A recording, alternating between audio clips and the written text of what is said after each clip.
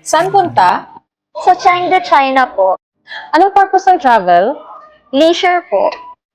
Employed ka? Patingin ako ng company ID.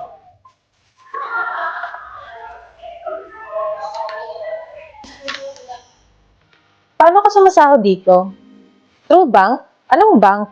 RCBC po. Sino kasama mo? Manager ko po tsaka yung mga travel vloggers. Walang return flight?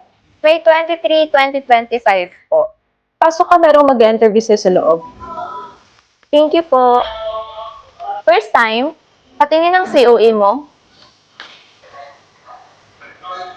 Matagal ka na sa company na to? When ang start ng employment mo? Noong June 27, 2023 po. Anong mode of communication mo? Meron ba kayong GCs?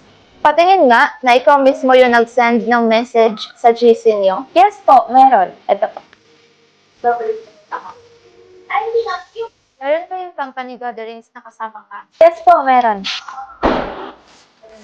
Okay. Paano ka sumasahod dito? RCBC po. Patingin ng transactions mo.